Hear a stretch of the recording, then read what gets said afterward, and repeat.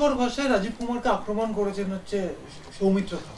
সৌমিত্র খানের সংস্কৃতি যা তাই করছে। এই সৌমিত্র খান বড় বড় বক্তৃতা দিয়েছে মুকুল রায় সম্বন্ধে, যে এই করেনি এই করেনি। 3 বছর মুকুল যে অসুস্থ ছিল, এই সৌমিত্র খান সহ অন্য কেউ গেছে?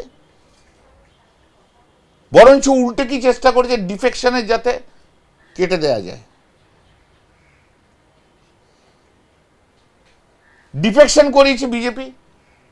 ডিফেকশন হওয়ার পরে মামলা হয়েছে, সেই মামলায় এখানে হেরেছে। 3 বছর কেউ খবর রাখেনি, কিন্তু খবর রেখেছে একমাত্র মমতা বন্দ্যোপাধ্যায়।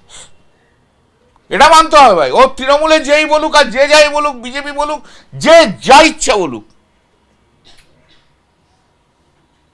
যে যেখানে ইচ্ছে বলুক, যে সোশ্যাল স্ট্যাটাস দিক, এই অমুক তমুক, সব বিগত দিন।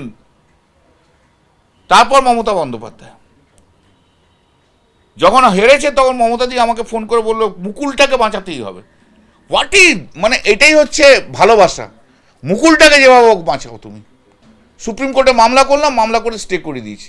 ওরা কি চেয়েছিল, মুকুলের গত 4 বছরে যা 4.5 বছরে যা স্যালারি পেয়েছে সব নিয়ে নিতে, মেডিকেল ফ্যাসিলিটিস যা পেয়েছিল সব মেডিকেল ফ্যাসিলিটিস দিয়ে দিতে, লক্ষ লক্ষ টাকা প্রায় মুকুল বিলও হয়েছে অনেক। I am not going to tell you that, কিন্তু সব টাকা তো অ্যাসেম্বলি থেকে দেওয়া হয়েছে, সব নিয়ে নিতে।